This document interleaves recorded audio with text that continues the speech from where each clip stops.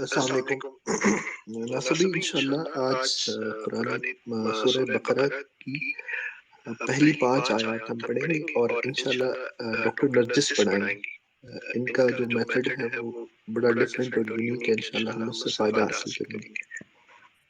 السلام علیکم ڈاکٹر صاحب، ہم نا مینس آپ کی بات کی ہم بالکل قدر کریں گے، لیکن ہم نا آپ کو 1 یا 2 آیت ہم پڑھنے کی کوشش کرتے، کیونکہ ہم نے واقعی میں کبھی نہیں کیا ہے ایسا، اور آپ لوگ اس میں مینس بہت ہی اچھے طریقے سے بتاتے ہو آپ اور شاہد بھائی، ہم خود بھی بہت پسند کرتے ہیں اسے سننا۔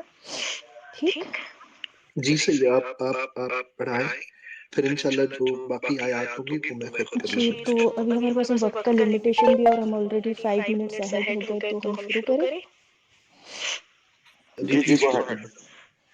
جی، اعوذ باللہ من الشیطان الرجیم، بسم اللہ الرحمن الرحیم، رب یسر ولا تعسر وتمم بالخیر وبک نستعین یا فتاح یا فتاح یا فتاح رب زدنی علما رب زدنی علما رب زدنی علما۔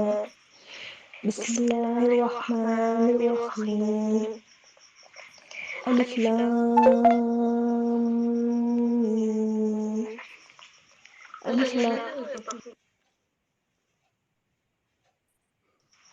الف لام میم یہ حروف مقطعات میں سے ہے، اور ان کا جو معنی ہے تو وہ کسی کو پتہ نہیں۔ یہ جو حروف مقطعات ہے یہ لوح محفوظ میں ہے، اور ان کا معنی ہم اخذ بھی کرنے کی کوشش نہیں کریں گے۔ دوسری آیت پہ چلے گئے، ذالک الکتاب لا ریب فیہ، ذالک یہ کتاب ہے، ذالک الکتاب یہ کتاب ہے، لا ریبہ نہیں کوئی شک، فیہ اس میں، ھدی للمتقین ہدایت ہے متقیوں کے لیے، لی کے لیے، المتقین متقیوں کے لیے۔ المتقین جو ہے یہ جمع ہے متقین کی۔ جی، اب اس میں زیادہ کچھ تو بتانے لائق ہے نہیں، اور تمام تمام اس میں سارے جو ہے وہ اس میں ہی ہے۔ یہ جو تینوں آیتیں دیکھیں گے ہم تو اس میں الف لام میم تو یہ حروف مقطعات میں سے ہے، ذالک الکتاب لا ریب یہ تمام اسم ہی ہے، اس میں کوئی بھی فعل نہیں ہے۔ اور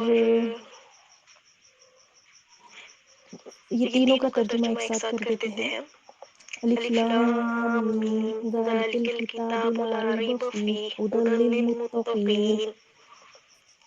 الف لام میم یہ کتاب ہے جس میں کوئی شک نہیں ہے، اور یہ ہدایت اور نہیں، سوری یہاں پہ واو نہیں ہے تو اور کا ترجمہ لکھ لیں گے ہم، ہدایت ہے متقیوں کے لیے۔ جی،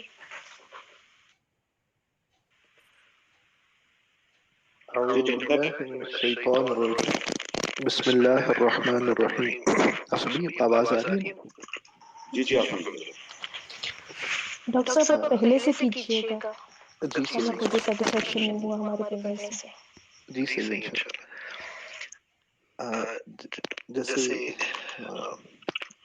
نرجس بہن نے بتایا کہ الف لام میم یہ حروف مقطعات ہیں، اور ان کے معنی اللہ کے نبی علیہ الصلوۃ والسلام نے مجھ کو نہیں سکھائے۔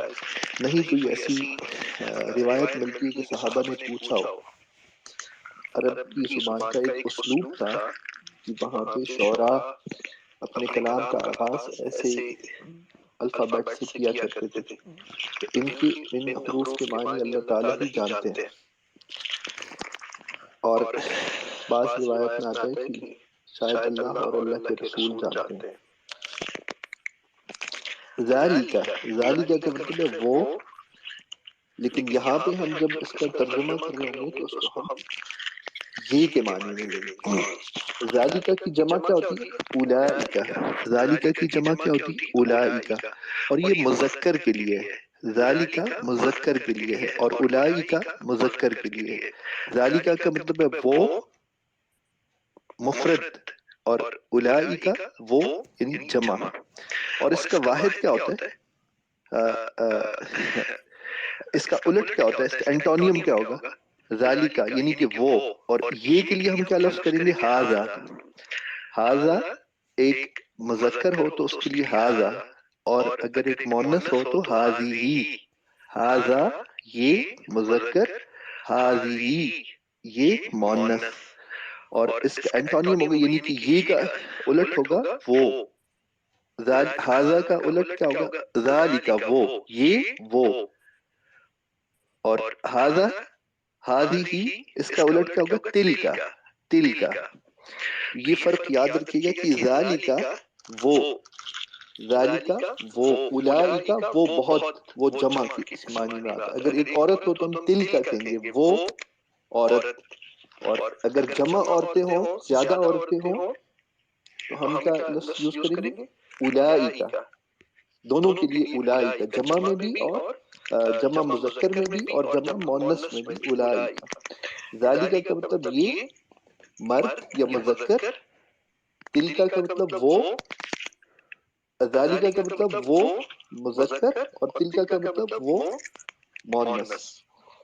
تو یہاں پہ کیا ہے؟ ذالک الکتاب وہ کتاب، لیکن جب ہم اردو میں ترجمہ کر رہے ہوں گے ایسے ترجمہ کر رہے ہوں گے کہ یہ کتاب لا ریبہ، لا میں نے آپ کو بتایا تھا کہ نہیں حروف نفی میں سے ہے، لا نہیں، اور ریبہ، ریب کا مطلب ہوتا ہے ڈاؤٹ ہونا، ریبہ کوئی شک نہیں، فی منی میں، ہی اس میں اشارہ ہے کس کی طرف؟ کتاب کی طرف، فی اس کتاب میں، ذالک الکتاب یہ وہ کتاب ہے، لا ریبہ نہیں ہے کوئی شک، فی منی میں، ہی منی اس میں کوئی شک نہیں، ہدن یہ ہدایت ہے، للمتقین، لام کا مطلب کے لیے، متقین، متقین کی بہت سارے متقین یعنی کہ جمع کے معنی میں، تو متقین کے لیے ہدایت ہے۔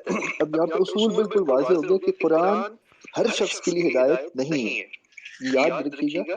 ان ھذا القرآن یہدی للتی ہی اقوم ویضع بها آخرین، کہ یہ وہ قرآن ہے جس کے ذریعے بہت سے لوگوں کو ہدایت دی جاتی ہے اور بہت سوں کو گمراہ، بہت سے گمراہ ہو جاتے۔ یہ قرآن